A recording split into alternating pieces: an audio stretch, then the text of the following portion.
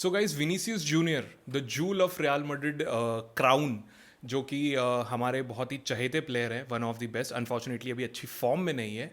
उनके transfer rumour start हो गए टू सऊदी अरेबिया। यानी कि सऊदी अरेबिया की जो अल हेली क्लब है वो ऑलमोस्ट 300 मिलियन 350 मिलियन या 300 मिलियन जो हैं वो देने के लिए तैयार है फॉर विनीसियस जूनियर।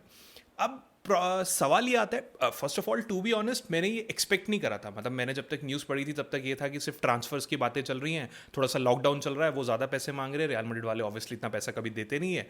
बट एकदम से ट्रांसफर मार्केट, जैसे कि मैंने पहले बोला था, ये टाइम सबसे एकदम मसाला भरा टाइम होता है भाई, टू बी ऑनेस्ट, किसी भी फुटबॉल क्लब के लिए, इंक्लूडिंग आर्स यानी कि which is real Madrid.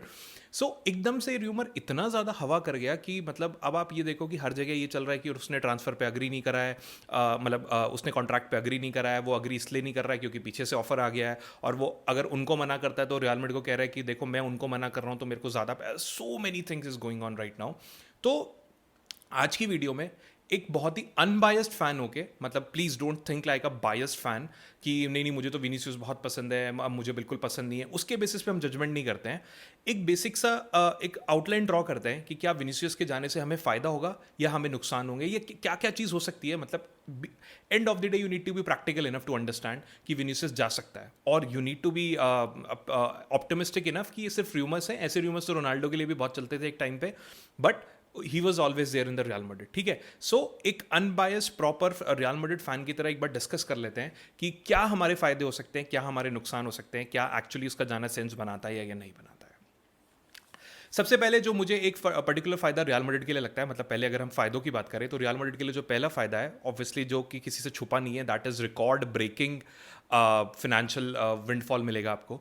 350 million अगर आपको मिल जाते हैं कहीं ना कहीं, अप्रॉक्सीमेटली 350 मिलियन के आसपास, क्लब के जो फिनेंसेस हैं उनको बहुत बड़े लेवल तक बूस्ट कर देगा। जितने आपने बहुत सारे लोन्स वगैरह लिए हुए हैं, काफ़ी सारी चीज़ें ड्रॉप डाउन हो जाएंगी। उसके बाद आपको बहुत ज़्यादा फ़ायदा होगा, जो कि आप एक तरीके से आपको एक्स्ट्रॉर्डनरी फ्लेक्सिबिलिटी देगा प्लेयर्स को साइन करने में। जो क्लब के नए नए प्रोजेक्ट्स हैं जो शायद फ्यूचर में अभी डिपेंडेंट होंगे, आपके पैसों के ऊपर रुके हुए होंगे, उनको एक बूस्ट देगा कहीं ना कहीं। तो डेफिनेटली 350 मिलियन कोई छोटा अमाउंट नहीं होता है भाई। अगर मैं रियल मैड्रिड का प्रेसिडेंट होता तो मैं एक मिनट के लिए सोचता ज़रूर, 350 मिलियन मुझे मिल रहे हैं, मेरा विनीसियस जूनियर ज़रूर जा रहा है, बट मुझे उसके अलावा एक ओवरऑल क्लब को रिवैम्प करने का बहुत अच्छा मौका यहाँ पे मिल रहा है। सेकंड है squad rebalancing and team harmony. ठीक है, अब ये हम सबको पता है कि किलियन एम्बापे जब से आया है तब से एक डिबेट चल रही है कि क्या दोनों के दोनों साथ में खेल सकते हैं। अनफॉर्चुनेटली अभी तक हमें जितना दिखा, और मैंने भी अपनी वीडियोस में ये सब चीज़ बहुत बार बोली है कि ऐसा लगता है कि दोनों नहीं खेल पाते हैं साथ में। कई बार ऐसा होता है वो उसके लिए पास नहीं बना रहा, वो उसके लिए पास नहीं बना रहा, दोनों खुद शूट करने की कोशिश कर रहे हैं, दोनों अनकंफर्टेबल पोजीशन पे आ जाते हैं, ऐसा लगता है ओवरलैप हो जा रहा है, प्रोग्रेसिव रन्स नहीं बना रहे हैं आपस में। जब दोनों अलग खेलते हैं तब बहुत अच्छा खेलते हैं। विनीसियस के बिना जब एम्बापे ने खेला तब उन्होंने गोल मारे हैं, जब विनीसियस अकेले खेल रहे हैं तब वो बहुत अच्छी रन्स बनाते हैं, असिस्ट देते हैं। तो ये जो वाली जो डिबेट है ये बहुत टाइम से चल रही है। सो हाइपोथेटिकली अगर मैं real Madrid point of view से देखूं, अगर मैं इनमें से किसी एक को बेच देता हूं, obviously which is Vinicius right now, क्योंकि उन्हीं के रूमर्स बहुत ज़्यादा चल रहे हैं, उन्हीं के कॉन्ट्रैक्ट को लेकर बवाल मचा हुआ है, तो अगर मैं इनको बेच देता हूं तो जो ये पोजिशनल ओवरलैप है और जो टेक्निकल हेडेक बना हुआ है जबी अलॉन्सो के लिए, वो काफ़ी हद तक कम हो जाएगा। क्योंकि एक प्लेयर यहाँ पे जैसे ही चला जाएगा, वहीं पे जो उनकी मेन प्रॉब्लम है वो यहाँ पे खत्म हो जाएगी। रॉड्रिगो जो कि बहुत टाइम से स्ट्रगल कर रहा है मिनट्स के लिए, फाइनली यहाँ पे वो वाली प्रॉब्लम आप सॉल्व कर सकते हो। मतलब अगर विनीसियस जूनियर चला जाता है तो रॉड्रिगो का ट्रांसफर जो है वो 200% श्योर खत्म हो जाएगा। फिर रॉड्रिगो आपको या तो यहाँ पे लेफ्ट विंग पे खेलता हुआ मिलेगा, या फिर जो मतलब उसको इंपॉर्टेंस चाहिए वो उसकी इतनी ज़्यादा बढ़ जाएगी। अगेन अब वो अलग चीज़ है कि क्या रॉड्रिगो और एम्बापे साथ में खेल सकते हैं, वो एक अलग डिबेट है, उस पर हम किसी और दिन बात कर सकते हैं। But as of now we are discussing for Vinicius Junior. तो मुझे पर्सनली ऐसा लगता है कि सिर्फ विनीसियस के जाने से आपको पैसा मिलेगा, आपका रॉड्रिगो का ट्रांसफर रुक जाएगा, रॉड्रिगो की मिनट्स बढ़ जाएगी, and most of the club जो फैंस हैं वो रॉड्रिगो के फेवर में है कि उसको रुकना चाहिए, वो ज़्यादा इंटेलिजेंट प्लेयर है and all that. I am not taking any side, मैंने जितना पढ़ा है मैं सिर्फ उसके बेसिस पे बता रहा हूँ। तो इनके जाने से जबी अलॉन्सो के लिए एक हेडेक कम हो जाएगी, और शायद आपका एक पॉसिबल ट्रांसफर जो है वो यहाँ पे बच सकता है, which is of Rodrigo. Third, avoiding internal salary inflation, जो कि मैं ऑलरेडी बहुत बार बोल चुका हूँ कि विनीसियस जो है अभी बहुत ज़्यादा डिमांड्स कर रहा है आपसे कि मुझे 32 एम्बापे से ज़्यादा सैलरी चाहिए कहीं ना कहीं, मुझे जो है बहुत अलग अलग चीज़ें चाहिए। तो ये जो क्लब को फोर्स करके वेजेस बढ़ाने की जो डिमांड होती है, ये मैंने पिछले बार भी बोला था, आज आप विनीसियस की बढ़ा रहे हो, फिर आप जूड बेलिंगम आएगा आपके पास, फिर आपके पास फेडे वेलवर्डे आ जाएगा, फिर कोई और आ जाएगा, और एंड ऑफ द डे 2-3 साल बाद जब आपके पास अम्बापे आ जाएगा तो आप ये कैसे बैलेंस करोगे? कहीं ना कहीं अम्बापे फिर ज़्यादा ले लेगा, फिर विनीसियस आ जाएगा कि आपने इसकी ज़्यादा बढ़ा दी। तो ये जो नेवर एंडिंग सर्कल चल रहा है विनीसियस की वजह से, ये दूसरे प्लेयर्स आई एम 200% श्योर इस पर्टिकुलर कॉन्ट्रैक्ट रिन्यूअल की तरफ बहुत ध्यान से देख रहे होंगे। मतलब लॉकर रूम में ये हो सकता है कि भाई हमने ऐसा क्या करा है कि जो इसकी सारी डिमांड्स पूरी हो रही हैं। हम भी तो फेडे वेलवर्डे चीज़ बहुत अच्छे से बोल सकता है, कोई और बोले ना बोले, जूड बेलिंगम बोल सकता है। जूड बेलिंगम तो ये बोल सकता है भाई मैं तो टूटे हुए कंधे के साथ खेल रहा था टीम को सर्व करने के लिए, मैंने ऐसा क्या गलत करा है? मतलब मैं टीम के प्रति इतनी लॉयल्टी, इतना प्यार दिखा रहा हूँ, तो क्या मेरा हक नहीं बनता है? मेरे को भी अपना कॉन्ट्रैक्ट रिन्यू कराना है, मेरे को भी मेरी डिमांड्स पे चाहिए।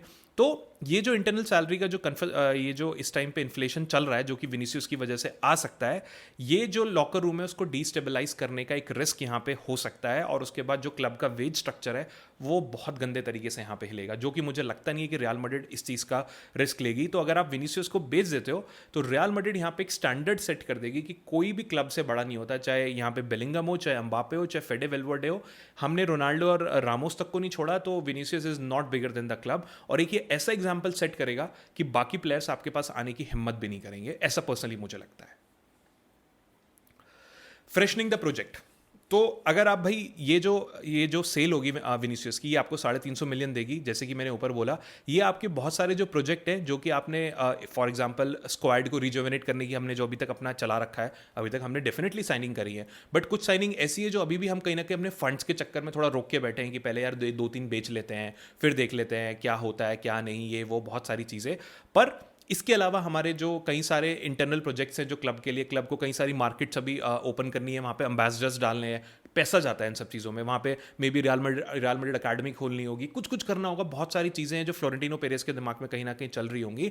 और ऑब्वियसली एक ट्रॉफीलेस सीजन के बाद रियल मैड्रिड जैसे क्लब के लिए ये सारी चीज़ें बहुत ज़्यादा बढ़ जाती हैं। तो अगर आप एक 350 मिलियन का फंड कहीं से जुगाड़ कर लेते हो एक प्लेयर को बेच के, डेफिनेटली वो रियल मैड्रिड के लिए बहुत ज़्यादा हेल्पफुल होने वाला है। Nobody can deny that कि बीइंग अ क्लब आपको पैसा चाहिए चलाने के लिए, बट आर यू ओके कि वो पैसा आपके एक स्टार प्लेयर को बेच के आए? This is the main question. But as of now इस पैसे से जितने भी क्लब के प्रोजेक्ट्स हैं, चाहे वो स्क्वाड हो, चाहे उसके अलावा क्लब की रीच हो, या फिर क्लब की जो आप कह सकते हो कि मार्केट्स हैं जो हमें अभी टैकल करनी है, जहाँ पे हम अपनी रेवेन्यू बढ़ा सकते हैं, वो सारी चीज़ें हम कहीं ना कहीं किसी हद तक सॉल्व ज़रूर कर सकते हैं। अब बात करते हैं कुछ पोटेंशियल डाउनसाइड की जो रियल मैड्रिड के लिए हो सकती है, जिसमें कि सबसे पहला पॉइंट है जो बिल्कुल किसी से छुपा हुआ नहीं है, which is losing a world class talent in his prime. भाई विनीसियस जूनियर सिर्फ 25 साल का है अभी, उसके बाद एक ऐसा प्लेयर जो आपके फ्लॉप सीजन में भी आपको 22 गोल 19 असिस्ट जैसे चीज़ें दे रहा है, मतलब गोल्स एंड असिस्ट दे रहा है। अभी लास्ट टाइम के फ्यू मैचेस से थोड़ा सा वो वियर्ड दिख रहा है, बट उससे पहले आपको ये बात माननी पड़ेगी कि Vinicius Junior is one of the best. अभी कुछ महीनों पहले तक वो बैलन डॉर जीतने वाला था, अनटिल अनलेस कुछ इंटरनल पॉलिटिक्स और ये सब चीज़ें ना होती, he would have been the Ballon d'Or winner. तो मुझे लगता है कि हमारी ये डिबेट शायद थोड़ी अलग हो रही होती, बट जस्ट बिकॉज वो अभी थोड़ी सी फॉर्म में नहीं है, आपको ये भूलना नहीं चाहिए कि he is one of the explosive wingers in the world. अपने डे पे वो किसी भी टीम की धज्जियां उड़ा सकता है। और 2021-22 वाला जो चैंपियंस लीग हमने जीता था बेंजेमा के साथ, आपको वो टाइम बिल्कुल याद होना चाहिए। Against man city, against Chelsea, against PSG, सारी टीम्स के अगेंस्ट किस फैंटास्टिक तरीके से विनीसियस जूनियर ने खेला था, वो परफॉर्मेंसेज हमें बिल्कुल नहीं भूलनी चाहिए। अगेन रियल मैड्रिड एक ऐसे प्राइम विंगर को जाने देगा जिसको शायद रिप्लेस करने में उनको टाइम लग जाएगा। नो डाउट बहुत सारे ऑप्शंस हैं मार्केट में जिसको आप ट्राई कर सकते हो, बट विनीसियस जूनियर जो नीचे से आपकी अकेडमी से उठा है, जिसने कसिया में भी खेला है, जिसने अपने आप को स्टेप बाय स्टेप प्रूव करा है, वो आपको इतने साल से प्रूव करता आ रहा है, और उसने क्लब के प्रति लॉयल्टी भी दिखाई है कहीं ना कहीं। तो क्या आप ऐसे प्लेयर को लूज करने के लिए रेडी हो? मुझे लगता है it would be a problem for real Madrid, जो कि वो नहीं कर पाएंगे। एंड इसमें जो सबसे बड़ी चीज़ है, विनीसियस जूनियर की एक ग्लोबल अपील है। अगर आप विनीसियस जूनियर को जाने दे रहे हो, आपने ब्राजील मार्केट ऑक्यूपाई करने की क्यों सोची थी? क्योंकि वहाँ पे आपको अपना रेवेन्यू, सेल्स, जो ब्राजीलियन स्टार्स हैं उनकी ग्लोबल अपील भाई पूरी दुनिया में होती है, राइट? अगर आप विनीसियस जूनियर को जाने दे रहे हो तो आप कहीं ना कहीं ग्लोबल अपील अपने क्लब से जाने दे रहे हो, स्पॉन्सर्स जाने दे रहे हो, रेवेन्यू जाने दे रहे हो, इसके लिए भी आपको कहीं ना कहीं फिर रेडी रहना पड़ेगा। सेकंड आता है रिप्लेसमेंट चैलेंज। आप रिकॉर्ड फी ले लोगे, बहुत अच्छी बात है, आप एक बहुत पैसा ले लोगे, बट अगेन आप उसको रिप्लेस किससे करोगे? आपके पास दुनिया में बहुत सारे ऑप्शन है, बट क्या आप उसको 100% श्योर हो कि आप उसको रिप्लेस कर पाओगे? मे बी आप शायद रॉड्रिगो खिला लोगे, that could be your possibility, but आपको एक स्टार साइनिंग तो वहाँ पे करनी पड़ेगी। आपको ध्यान होगा जब गैरेथ बेल रियल मैड्रिड आया था तो टॉटनहम हॉटस्पर ने उस पैसे से कम 7 से 8 प्लेयर खरीदे थे, मुझे आज भी ध्यान है, मुझे सबके नाम याद नहीं है, बट आई थिंक नेग्रेडो वगैरह, शायद सोल्डाडो या नेग्रेडो कोई तो उन्होंने लिया था स्ट्राइकर, उसके साथ और भी बहुत सारे प्लेयर खरीदे थे to replace Gareth Bale, but unfortunately they were not able to do that.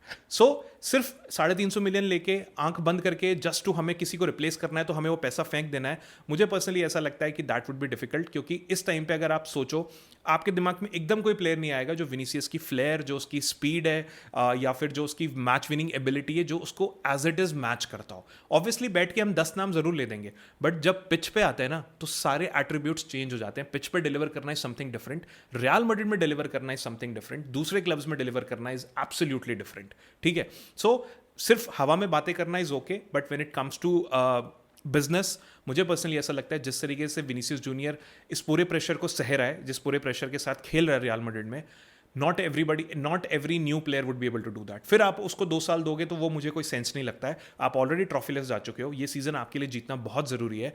क्या आप सिर्फ 350 मिलियन मतलब पैसों के चक्कर में अपने एक ऑलरेडी फुली फ्लरिश्ड प्लेयर पे रिस्क लेना चाहोगे बेचने का? That's the tough call. उसके बाद fan backlash and club identity, ये बहुत ही इंपॉर्टेंट पॉइंट है जो मुझे पर्सनली ऐसा लगता है। भाई विनीसियस जूनियर की बहुत तगड़ी फैन फॉलोइंग है। आप एक ऐसे क्लब को आप ऐसे प्लेयर को बेचने का रिस्क ले रहे हो जिसके पीछे बहुत ही तगड़ा फैन बेस खड़ा है, तो अगर आप इस प्लेयर को बेचते हो, वो फैन फेवरेट है कहीं ना कहीं, 50-50 वाला पार्ट है, कहीं ना कहीं 50% ऐसे हैं जो शायद उसको नहीं पसंद करते होंगे, तो 50% ऐसे भी हैं जो एक्चुअली विनीसियस जूनियर को बहुत पसंद करते हैं। और जितना भी साउथ अमेरिकन कंट्रीज है, यहाँ पे अर्जेंटीना की मैं बात नहीं कर रहा हूँ, वहाँ पे विनीसियस जूनियर जो है काफ़ी फेवरेट प्लेयर है भाई। साउथ अमेरिकन जो कंट्रीज हैं, जो साउथ अमेरिकन वाला एरिया है, ये अपने प्लेयर्स को बहुत ज़्यादा पसंद करते हैं। डजेंट मैटर वो कोलंबिया से हो, डजेंट मैटर वो ब्राज़ील से हो, डजेंट मैटर वो उरुग्वे, पैराग्वे, कहीं से भी हो, अगर वो अच्छा खेल रहा है, किसी अच्छी टीम में है, सारे लोग उसको पसंद करते हैं कहीं ना कहीं, चाहे वो इवन अर्जेंटीना से भी हो, ठीक है। तो क्या आप एक ऐसे बड़े रिस्क, एक बैकलैश का रिस्क ले सकते हो जहां पे लोग आपसे, भाई बहुत सारे लोग होते हैं कि अब मैं रियल मैड्रिड को देखूंगा ही नहीं क्योंकि इन्होंने मेरा फेवरेट प्लेयर दे दिया, तो क्या आप उस तरीके के बैकलैश को झेलने के फेवर में हो? मुझे पर्सनली ऐसा लगता है कि जो उसका पैशन है, जो विनीसियस जूनियर का कनेक्शन है फैंस के साथ, वो एक अलग तरीके का है। तो अगर आप विनीसियस जूनियर को बेच रहे हो तो आप बैकलैश के लिए जरूर रेडी रहना, जो कि रियल मैड्रिड को नेगेटिवली इंपैक्ट करेगा कहीं ना कहीं, बिल्कुल पॉजिटिवली इंपैक्ट नहीं करने वाला है, ठीक है। अभी ये हैस्टी सेल की हम जो बात कर रहे हैं वो शायद आपको बिजनेस लेवल पे ज़रूर शायद हेल्प करेगा, बट फुटबॉल हेरिटेज जिसके ऊपर रियल मैड्रिड बना हुआ है, जो एक तरीके से बेस है रियल मैड्रिड का, दैट इज़ कि हम फुटबॉल हेरिटेज को प्रिजर्व कर रहे हैं, वो कहीं ना कहीं आपका ज़रूर प्रिंसिपल हिल जाएगा। फिर एंड ऑफ द डे आपके ऊपर भी वही बात आने लगेगी, पैसों के लिए बेच दिया आपने भी यार, you are no different than the Arabs club. कहीं ना कहीं आपको पैसा चाहिए था, वो दे रहे थे तो आपने भी भुना लिया, कल को आप भी यही करोगे। तो जो फैन के अंदर जो लॉयल फैन बेस है, उसके अंदर वो कहीं ना कहीं एक गुस्सा जरूर भर देगा कि यार सिर्फ पैसों के चक्कर में ऐसी तो कोई कमी नहीं आई थी, कि अभी भी हम बहुत अच्छा, अगर आप कल तक भी देखो तो रियल मैड्रिड शायद the only club who have generated 1.3 billion something, तो पैसा तो हम जनरेट कर रहे हैं, तो आपके ऊपर ऐसी क्या आफत आ गई कि आपको विनीसियस जूनियर को अभी बेचना लग गया, बेचना पड़ गया? ये ऐसा क्वेश्चन है जो Florentino Perez and real Madrid management and board को आंसर करना बहुत भारी हो जाएगा लॉयल फैन बेसिस के आगे। उसके बाद फाइनली पोटेंशियल राइवल रीइंफोर्समेंट। अब ये बहुत बड़ा मुद्दा है। अगर आपकी ये मूव, आपने ओपनली बोल दिया कि ठीक है हम विनीसियस जूनियर को बेच रहे हैं, और आप किसी भी कारण से 1% आप हाइपोथेटिकली इस डील को फाइनलाइज नहीं कर पाए, जिस तरीके से डेविड डाया की जो डील थी वो उस टाइम पे नहीं हुई थी, केलर नवाज जाके एयरपोर्ट पे भी बैठ गया था, बट एक प्रिंटिंग मशीन की वजह से आपकी वो डील नहीं हो पाई थी। अगर आप ओपनली इस डील को किसी भी तरीके से फेल कर जाते हो तो ये इतना बड़ा बैकलैश लाएगा कि उसके बाद विनीसियस आपके पास तो नहीं रुकेगा, और उससे होगा क्या, 350 मिलियन मिलने की बजाय आपको फोर्सफुली उसको किसी यूरोपियन राइवल को अपने सेल करना पड़ेगा, और ऑब्वियसली आपको उतना पैसा तो तब भी नहीं मिलेगा। या तो आप रिस्क लो फिर विनीसियस, क्योंकि चिढ़ जाएगा यार कहीं ना कहीं, हर प्लेयर चिढ़ेगा कहीं ना कहीं, आप उसको बेंच करने का रिस्क ले लो कि वो आप उसको इतने महंगे प्लेयर को बेंच कर रहे हो, या फिर आपको सेल करना पड़ेगा अपने किसी भी यूरोपियन राइवल को, जो कि मैड्रिड को बाद में हॉन्ट करता हुआ आएगा, जिसका मुझे 200% श्योर है। अगर आप अपने किसी भी राइवल को बेचते हो ना, आपको उतना पैसा मिलेगा, आपकी बेइज्जती अलग हो रही है कहीं ना कहीं, आपका जो अपना फैन बेस है वो आपके अगेंस्ट बैकलैश ला रहा है। उसके बाद विनीसियस जूनियर जब कभी रियल मैड्रिड के अगेंस्ट पड़ेगा तो वो रियल मैड्रिड को कॉन्टिन्यूस हॉन्ट करता रहेगा। 200% श्योर हूं मैं इस चीज़ के लिए। गोल्स, असिस्ट, वो परफॉर्मेंस इस तरीके से निकालेगा कि बेचना चाहते थे ना तुम लोग मेरे को, अब मैं दिखाता हूं तुम लोगों को। ये जो फैक्टर जब किसी प्लेयर के अंदर आ जाता है ना भाई, वो किसी टीम को बख्शता नहीं है, ठीक है।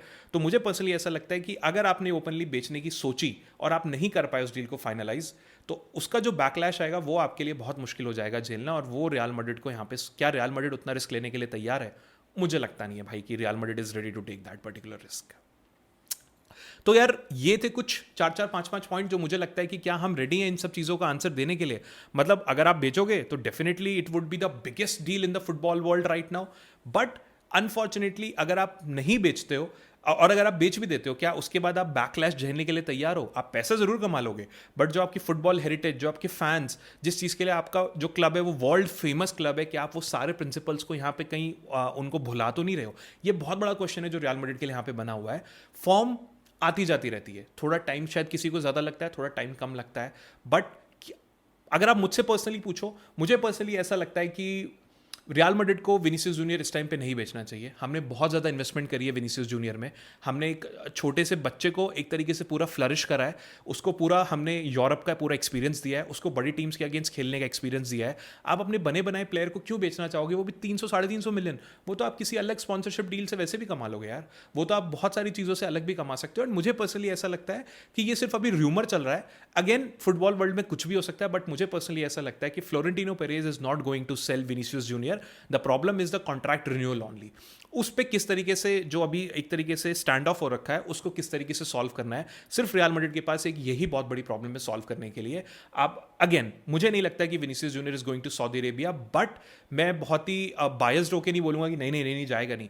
Anything could happen in the football world. और ये ट्रांसफर र्यूमर्स इसी तरीके के होते हैं। हमें लगता था नेमार भी नहीं जाएगा, नेमार भी पीएसजी चला गया। So you never know, but मुझे पर्सनली लगता है कि रियल मैड्रिड नहीं बेचेगी, फ्लोरेंटिनो पेरेज नहीं बेचेगा। आपको क्या लगता है? प्लीज मुझे कमेंट करके बताना कि क्या विनीसियस जूनियर को रियल मैड्रिड से चले जाना चाहिए या नहीं चले जाना चाहिए। जो पॉइंट्स मैंने आपको बताए, फायदे या नुकसान, क्या आप उससे इत्तेफाक रखते हो, या कोई ऐसा पॉइंट है जो मैंने मिस कर दिया? Just kindly let me know in the comments. अगर वीडियो अच्छी लगी हो तो kindly share it with your fellow football fans. Please subscribe to my channel. Thank you.